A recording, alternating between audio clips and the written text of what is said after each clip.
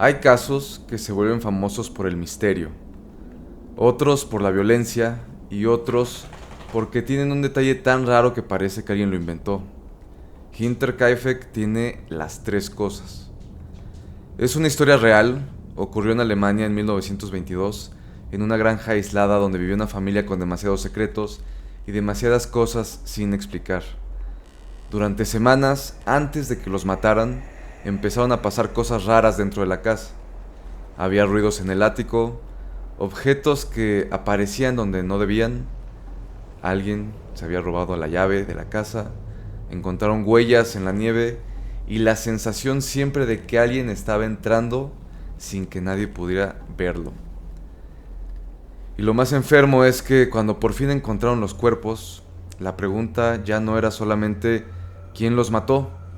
La pregunta era desde cuándo esa persona estuvo dentro de la casa. No importa si quieres creer que lo de Hinterkaifeck fue algo paranormal o si prefieres quedarte con la explicación más fría, la más humana y la más racional. De cualquier forma, lo que pasó en esa granja es una de las historias que se sienten mal desde antes de llegar al crimen, porque no empieza con las 6 personas que murieron, empieza con una familia que de repente empezó a escuchar pasos arriba de su propia casa, que todos buscaron por todas partes y nunca encontraron a nadie, y aún así siguieron escuchando cosas raras. Luego, al desaparecer la llave, encontraron un periódico que nadie había comprado, encontraron huellas en la nieve que venían del bosque hacia la granja, pero que ya no había huellas de regreso hacia el bosque. Y después, como si todo eso hubiera sido una prueba, el momento en el que alguien podría pensar que podrían haber hecho algo, los atacaron. Hinterkaifeck era una granja en Baviera, Alemania, en 1922. Vivían ahí Andreas Gruber, su esposa Casilia, su hija Victoria y los 2 hijos de ella, Casilia y Joseph. También llegó una criada nueva, María Baumgartner, pero llegó en el peor día posible. Ella llegaría el 31 de marzo, que sería el mismo día en que asesinarían a todos. La granja estaba lo bastante retirada como para que, si algo pasaba en la noche, no hubiera nadie pegado a la pared para escucharlo. Era una típica casa de campo con un establo, granero, animales por todos lados, herramientas pesadas y rincones donde un ruido raro podía parecer normal. Y eso es importante, porque en este caso lo peor pudo haberse escondido precisamente detrás de lo que parecía normal. La primera que ya no pudo soportar la situación en esa casa fue la criada anterior, Crescens Rieger. Ella no se fue porque le pagaran poco o porque el trabajo fuera pesado, aunque seguramente lo era. Se fue porque decía que la casa estaba embrujada. Y mira, dicho así suena a cuento viejo, pero cuando ves que era lo que le asustaba, deja de sonar a un fantasma y empieza a sonar a una persona escondida. Ella escuchaba golpes, pasos y voces en el ático. Se lo decía a Andreas. Él subía a revisar, pero no encontraba nada. Entonces él bajaba molesto, como diciendo, ¿ves cómo no hay nadie? Pero eso no resolvía el problema. Si escuchas pasos arriba y no encuentras a nadie, te quedan 2 opciones. O la que lo está reclamando está loca, o la persona que está arriba sabe esconderse mejor de lo que tú sabes buscar. Siempre optaron por la primera opción. La criada aguantó un rato, pero llegó un punto en que les dijo que no podía dormir. Ella sentía que la estaban observando. Esa frase, en cualquier otra historia, puede sonar exagerada, igual y por el miedo, pero en esta historia no, porque después de que ella se fue, la familia empezó a vivir exactamente lo mismo. Andreas también oyó ruidos. La familia constantemente revisó, pero nunca encontraron a nadie. Y aún así la sensación no se fue. Aquí no estamos hablando de una casa con una ventana floja o una tabla que truena con el frío. Estamos hablando de gente que empezó a escuchar colectivamente como si hubiera alguien más dentro de su propia casa. Pero tristemente en cada búsqueda no aparecía nadie. Luego desaparecería la llave mencionada de la casa. Y eso, en una granja aislada, no pasa como cualquier tontería. Una llave que se pierde no solo significa que se te cayó algo, significa que una puerta que tú crees que debería estar cerrada, tal vez ya no lo está. A partir de ese momento, cada ruido arriba se siente peor. Si antes podían decir, seguro es el frío de la noche o una madera tronando, ahora la mente empieza a armar otra historia. Seguramente alguien entró. Seguramente alguien puede entrar y salir a mi casa cuando él quiera. Él puede volver. Pueden esperar a que todos duerman y esperar a lo peor. Y lo peor de esto es que la llave nunca apareció de una forma o de una manera que dejara tranquila a la familia. Después, uno de los datos más interesantes de este caso es que aparecería un periódico dentro de la casa. Pero también para la época tenías que inscribirte a estos periódicos, pero nadie estaba inscrito a ese periódico. No era de nadie de la familia. Andreas no lo compraba y según lo que se cuenta del caso, tampoco era un periódico que alguien de la zona recibiera normalmente. Esto es mucho más enfermo de lo que parece, por la época, porque un periódico no se mete solo. Alguien lo tuvo en la mano, alguien lo llevó hasta el lugar donde lo encontraron, lo dejó en un lugar donde la familia lo pudiera ver y pues no era una amenaza escrita con sangre, pero casi daba más miedo por lo casual. Era como si alguien estuviera diciendo, puedo hacer lo que se me dé la gana, puedo entrar, puedo tocar tus cosas y puedo dejar algo en tu mesa sin que tú nunca te des cuenta. Hay una versión que dice que una de las niñas, Casilia, llegó a desaparecer por un rato y que la familia la encontró confundida, sin poder explicar bien cómo había salido o qué había pasado. Esto no siempre aparece igual en todas las versiones del caso, así que no lo tomaría como un hecho completamente cerrado. Pero como rumor, encaja perfectamente con el miedo que estaba viviendo la familia. Si la niña realmente salió o fue encontrada confundida, eso habría hecho que la familia dejara de pensar solo en los ruidos. Ya no sería simplemente que algo se mueve en el techo, sino sería alguien está cerca de mis hijos. Lo de las huellas que aparecieron en la nieve fue lo que volvió todo más claro. Andreas dijo que vio pisadas en la nieve que venían desde el bosque y llegaban hasta la granja. Lo raro era que no veía las de regreso. Puedes buscarle una explicación normal, puede ser que, no sé, el viento o la nieve constante haya borrado el rastro, que la nieve estuviera distinta en otro lado, que alguien saliera por otra puerta o que el relato se deformara con los años. Pero ponte en sus zapatos. Ya tienes ruidos en el ático, ya una criada renunció, se perdió una de las llaves más importantes de la casa, apareció un periódico y para colmo, ahora llegan unas huellas en la nieve. En este punto, la pregunta deja de ser ¿quién está entrando?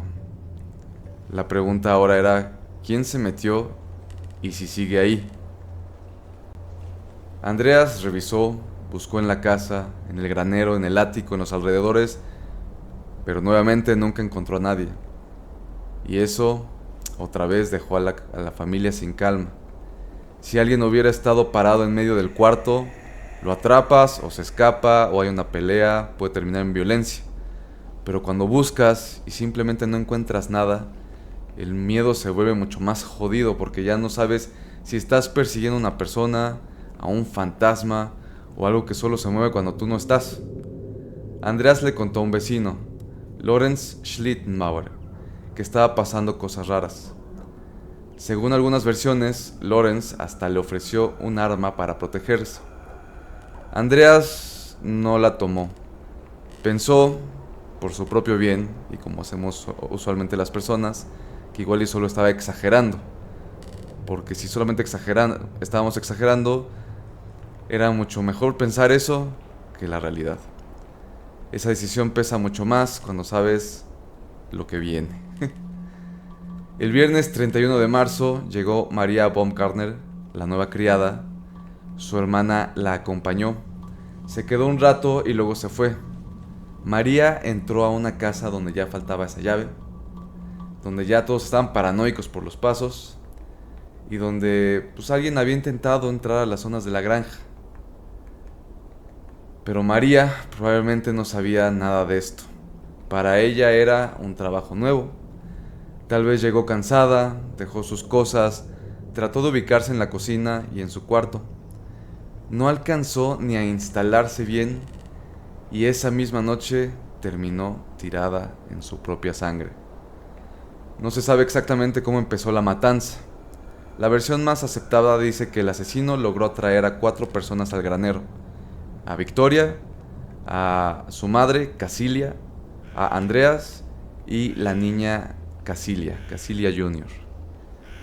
Pudo usar un ruido con los animales, tal vez una puerta, movió alguna cadena, no sabemos, pero en una granja cualquiera de estos ruidos haría que cualquier persona saliera sin pensarlo un solo segundo. Eso es lo que hace tan fea esta parte, porque no parece que el asesino entrara gritando y que todos corrieran y se dispersaran. Parece simplemente que los fue sacando de uno en uno con la guardia baja, usando la rutina de la casa en contra de ellos mismos. El arma fue una herramienta de campo parecida a un pico o un azadón pesado. No es un arma normal, no es algo que pueda matar de lejos. Para usarla contra una persona tienes que acercarte demasiado, levantarla con fuerza y descargarla sobre la cabeza. Y cuando haces eso, no solo cae una persona. Se rompe el hueso, se abre la piel, sale muchísima sangre, la cara puede dejar de parecer una cara. Los reportes hablan de cráneos destrozados, heridas profundas, carne desgarrada y golpes tan fuertes que en algunos cuerpos el daño fue brutal.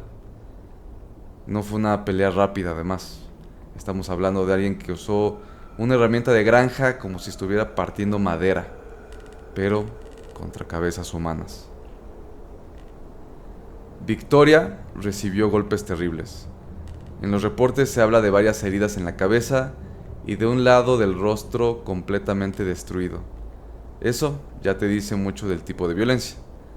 No fue solo neutralizarla para que ella no gritara, fue deshacerla. Casilia Gruber, la madre, también recibió varios golpes en la cabeza. Ella tenía 72 años. No era necesario darle tantos golpes para matarla, pero aún así le dieron de tal manera que le destruyeron el cráneo. Andreas también fue encontrado con la cara y la cabeza destrozadas. En algunas descripciones se habla de heridas tan abiertas que los huesos de la cara quedaron expuestos. Imagínate entrar a ese granero y que lo primero que veas es un hombre que no sabes si es su rostro o su cráneo lo que está mostrando. Al parecer solamente quedaba lo que alguien descargaría encima de esta herramienta. Pero lo peor del granero fue lo que le pasó a la pequeña Casilia. Ella solamente tenía 7 años y tampoco murió rápido.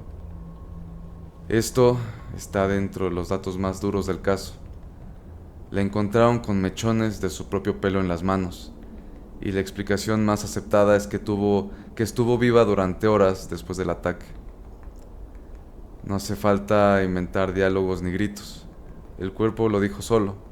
Era una niña herida en la cabeza, igual que los demás, tirada entre su familia, asesinada, ella posiblemente viendo todo, arrancándose el cabello por el dolor, por el pánico y por una mezcla horrible de las dos cosas. Y este asesino, quien fuera quien lo haya hecho, simplemente la dejó ahí. Él no regresaría para rematarla. Ella no pudo pedir ayuda, no pudo hacer nada. Él simplemente la dejó morir despacio en el granero, con toda su familia ya asesinada de manera brutal. Después de matar a los 4, el asesino entraría a la casa. Esta parte también es importante porque muestra que no se quedó atorado en este ataque de furia. Él se desplazó por la casa, pasó del granero al interior, fue por los que faltaban. María estaba en el cuarto de la criada. Cuando la encontraron, estaba tirada junto a la cama, con la cabeza en una gran mancha de sangre. No llevaba ella ni un día en la granja. Su equipaje ni siquiera estaba completamente acomodado. Llegó a trabajar y terminó asesinada en un cuarto que todavía no era ni siquiera suyo. Eso no fue castigo para ella, simplemente fue borrar a un testigo o simplemente asegurarse de que nadie quedara vivo. Y luego estaba Joseph, un niño de 2 años y medio. No hay una manera menos horrible de decirlo, pero el asesino fue hasta donde estaba el niño y también lo mató con la misma herramienta. Un niño de esa edad, pues simplemente no se defiende, no entiende qué está pasando, está completamente indefenso. Él estaba dormido, que es lo peor. Se despertó por los ruidos. La violencia contra Joseph tristemente cambia todo el caso porque ya no se puede sostener la idea cómoda de que fue una pelea que se salió de control. Quien hizo esto decidió terminar con absolutamente todos. Adultos, la criada recién contratada, una niñita de 7 años y un bebé. Y después de hacerlo, todavía tuvo la cabeza fría para cubrir los cuerpos. Los 4 cuerpos que estaban en el granero fueron tapados con heno y una tabla. María también apareció cubierta. Joseph fue cubierto con ropa. Esta parte puede sonar como que igual el asesino sintió algo de culpa, pero pues no hay que romantizarlo. Para cubrir a alguien después de romperle la cabeza, tienes que acercarte de nuevo, tocarlo, moverte entre su sangre, ver el resultado de lo que hiciste y aún así seguir funcionando lo suficiente para guardar todo lo demás. Eso habla de una frialdad asquerosa. No es el acto de alguien que despierta de un arrebato y después termina horrorizado de sus actos. Es alguien que acomoda todo, que lo tapa, que lo oculta y lo administra de tal manera que sabía perfectamente lo que estaba haciendo. En esta parte todo se pone peor, porque el asesino no desapareció de inmediato. Durante los días siguientes pasaron cosas que hicieron creer a los vecinos que la granja estaba funcionando igual que cualquier otro día. No porque todos estuvieran vivos, sino porque alguien mantuvo lo mínimo para que el lugar no pareciera abandonado. Se veía el humo, los animales no seguían alimentados, el perro seguía apareciendo en lugares distintos y pues esta parte no tiene nada de fantasmal, si lo quieres ver como algo frío. Alguien se movía lo suficiente por la granja después de matar a 6 personas. Pero si quieres verlo desde el lado más oscuro, entonces durante todos esos días hubo una persona en casa llena de cadáveres que estaban tapados y alguien hacía lo suficiente para que pareciera que la rutina se mantenía en esa casa. Después pasarían los días. Una niña no llegaría a su escuela. Vendrían vendedores de café y pues no encontrarían a nadie en casa. Recordemos mucho la época, es raro no encontrar a nadie en casa.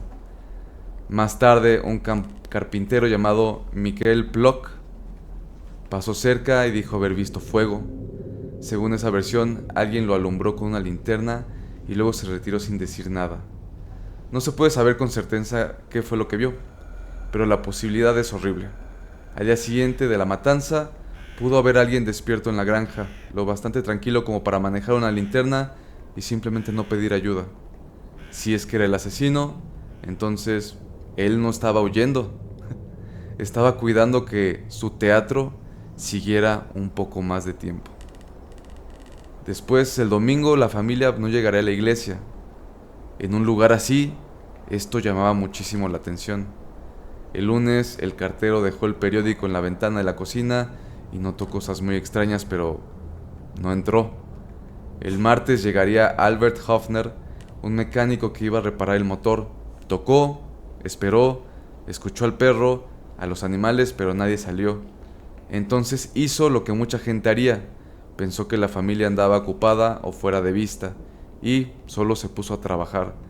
Estuvo ahí unas 4 horas y media, reparando. Él andaba silbando, probando el motor, haciendo ruido para que alguien apareciera, pero nadie aparecería. Él no sabía, pero todos estaban muertos.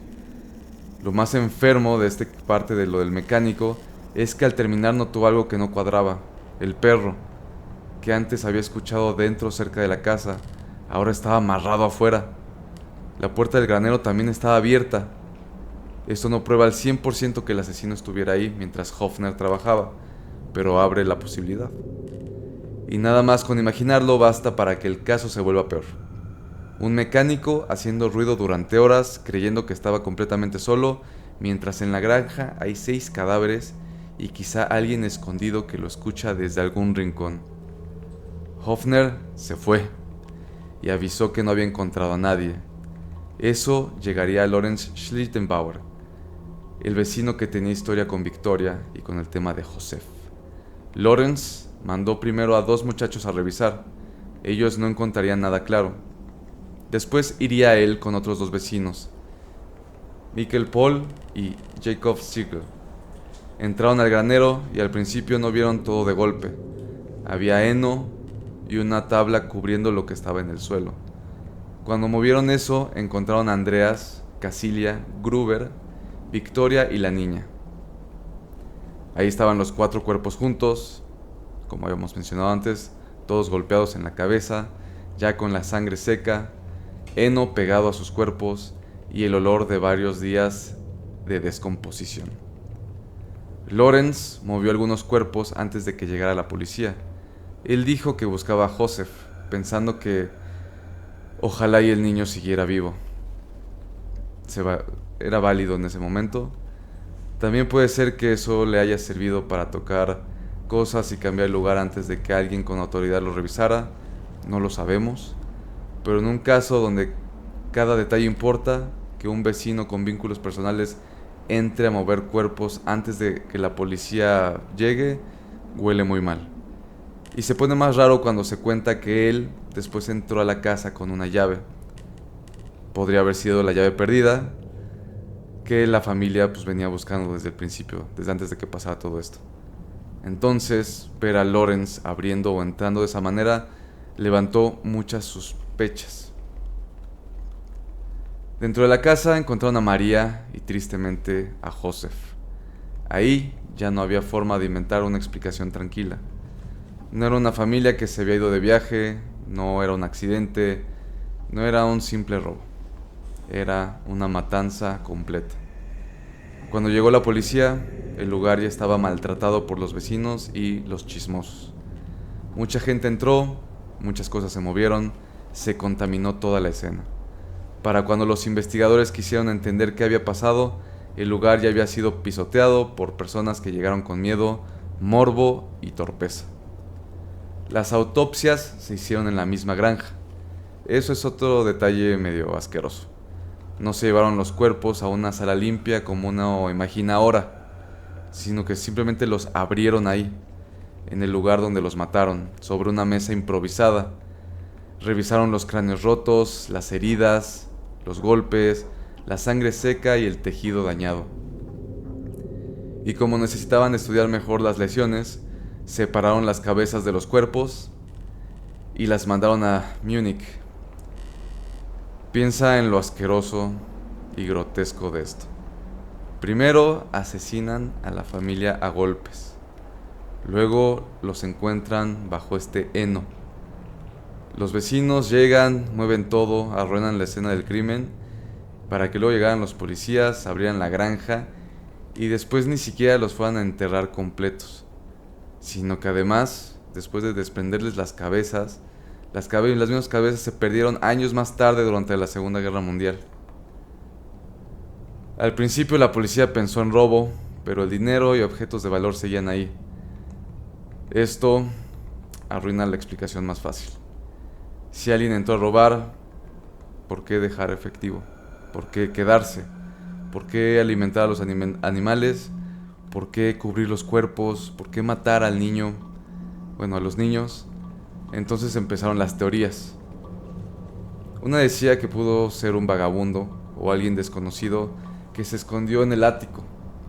Esa versión explicaría los ruidos, la desaparición de la llave, el periódico y las huellas. Pero hay un problema. Un extraño tendría que conocer demasiado bien la granja para moverse así. Además, controlar al perro y no llevarse lo más obvio. Otra teoría hablaba de Carl Gabriel, el esposo de Victoria, supuestamente muerto en la Primera Guerra Mundial. Como nunca hubo un cuerpo que cerrara por completo los rumores, algunas personas imaginaron que pudo haber regresado y vengarse por lo que encontró en su familia. Es una versión más de pesadilla que de expediente, pero está ahí. El esposo muerto que vuelve encuentra la granja hundida en vergüenza y decide borrarla. El problema es que pide demasiadas cosas.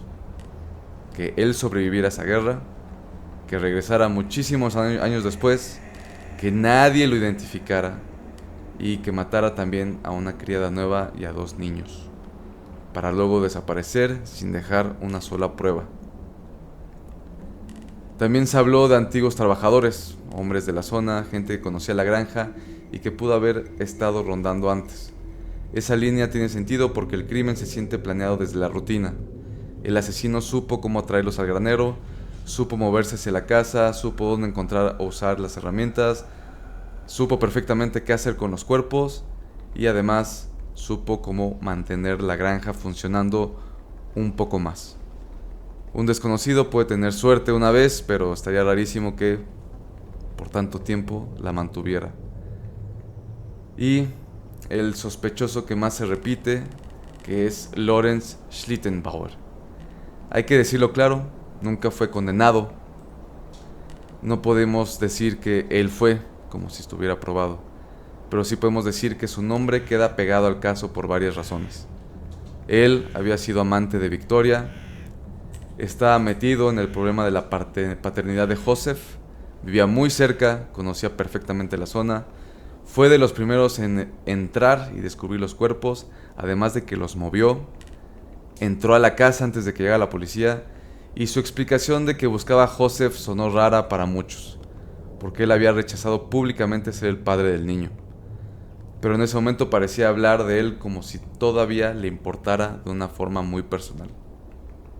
Si Lorenz fue inocente, tuvo la mala suerte de verse raro en casi todos los momentos importantes. Si fue culpable, hizo algo todavía más horrible. Regresar como vecino preocupado, meterse al lugar, mover los cuerpos, controlar parte del hallazgo y luego vivir el resto de su vida con el pueblo mirándolo de reojo. Hay testimonios y rumores sobre frases suyas, comportamientos extraños y pleitos por acusaciones. Nada alcanzó para condenarlo. Y eso deja al caso justo donde más incomoda. No en la fantasía de un monstruo sin cara, sino en la posibilidad de un hombre conocido, con acceso total a tu casa, caminando de noche hacia una granja donde todos bajaron la guardia. Casi un año después, cuando derribaron Hinterkaifeck, encontraron la herramienta escondida arriba, en el ático, o en una zona alta de la construcción. Todavía tenía la sangre, cabellos humanos y de animales.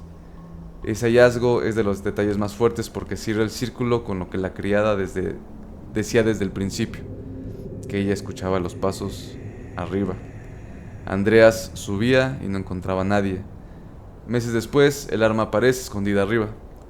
Eso no prueba que alguien viviera ahí durante meses, pero alimenta la peor versión del caso, que el asesino pudo estar más cerca de lo que todos pensaban, aprendiendo la casa desde adentro.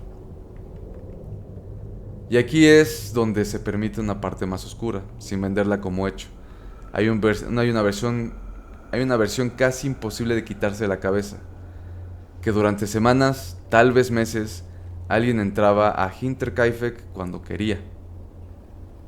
No hay forma de probar completamente esto, pero si lo ves dentro de todo este patrón, la verdad es que da bastante miedo, porque primero fueron ruidos, luego aparecieron cosas, la criada renunció, y justo el día que llega la criada nueva, empiezan la masacre. Y después alguien se quedaría manteniendo la granja. Todo esto está bastante enfermo. Y justamente esa enfermedad es lo que hace de este caso que no se sienta como un caso más. No necesitas una maldición, no necesitas ruidos más allá de lo fantasmal, solamente a una familia, la familia Gruber, que escuchó, vio, hablaron entre ellos, pero aún así no hicieron nada. No porque ellos fueran tontos, sino porque a veces el no aceptar que algo raro está pasando podría mantener una familia mucho más tranquila. Ahora la granja ya no existe. La destruyeron porque después de eso nadie quería vivir ahí. Y la verdad, pues, es que quién podría. Pero lo que queda del caso no es la granja, sino una simple idea. La idea de que alguien siempre puede entrar en donde nosotros creemos que tenemos control, que se pueden esconder, que ellos además pueden esperar y después asesinar a toda tu familia con cosas que para ti son simplemente herramientas de trabajo. Que además existe gente con esa frialdad de poder caminar entre los cuerpos que acaba de asesinar, taparlos, esconderlos, prender fuego dentro de tu casa para que parezca que sigue todo activo, que además al parecer es alguien cercano porque puede mover a tu perro, y además hacer que el pueblo tardara un poco más de 4 días en entender que algo había pasado dentro de esa casa. Esa casa era ya una tumba con alguien más usando sus puertas. Así que, la próxima vez que escuches un ruido arriba en tu casa y pienses que solamente fue la madera, piénsalo 2 veces, porque en Hinterkaifeck también revisaron todo y nunca encontraron nada. También pensaron que tal vez estaban exagerando. Siguieron durmiendo ahí, tranquilos, y cuando al fin tiraron la granja, la herramienta con sangre estaba escondida justo donde todos sospechaban que algo estaba sucediendo. Pues qué historia tan cruel. Hechos reales. Es de esas historias muy viejas, es alemana, creo que es de las más brutales a nivel internacional. Esto sucedió, es un caso real de una familia que fue asesinada en su propia casa de una manera bastante gore. La parte del niño me costó... Por sí, toda la parte del asesinato me costó trabajo porque tuve que eliminar algunas cosas mientras lo iba leyendo, porque era demasiado descriptivo de cómo habían encontrado los cuerpos. Así que me trabé en alguna de esas partes porque justamente tuve que eliminar palabras y momentos, porque ya era demasiado. Usualmente no tengo broncas en hablar de la violencia de un caso ni ser muy explícito en la escena, pero ya cuando llegó la parte en donde la historia también estaba siendo muy explícita, con una niña de 7 años y un niño de 2 años, tuve que empezar a filtrarlo un poco. No soy antiviolencia, pero ahora sí que con el niño no. Además, pecados de la época, que la gente no respetara la escena del crimen, que se metieran, que además nunca encontraran al culpable, hacen de este caso una verdadera pesadilla.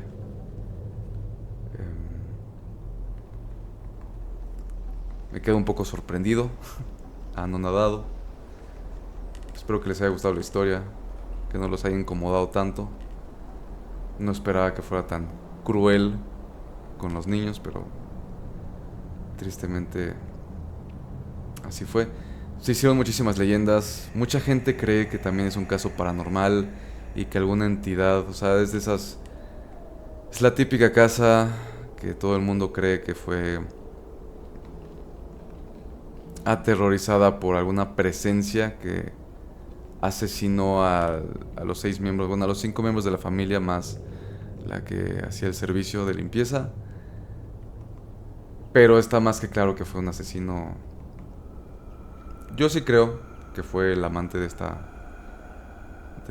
de Victoria. Me parece un caso bastante típico de algún loquito que se fue a asesinar a toda la familia. No le veo nada de paranormal, pero pues hicieron un montón de leyendas como por la época nunca encontraron al asesino. O sea, este cabrón se fue completamente libre después de haber hecho lo que hizo. Y pues lo de siempre, que la gente se intenta suavizar una historia tan cruel como esta y dicen que fue una presencia, un fantasma o algo así, pero evidentemente fue una persona enfermita. Si te gustó la historia, pues deja un like, un comentario. También me pueden recomendar que ahorita ya encontré varias historias de terror, pero también está padre que me han llegado. O sea, antes cuando había abierto este canal hace 1000 años, sí me habían llegado historias bastante buenas. Ahorita lo estoy haciendo nada más por el gusto de, pero si llegan hasta acá y tienen alguna historia que quisieran compartir, ando contento. Nos vemos. Me agotó este caso, la neta. Leer esa parte estuvo medio asqueroso, pero gracias por llegar hasta acá.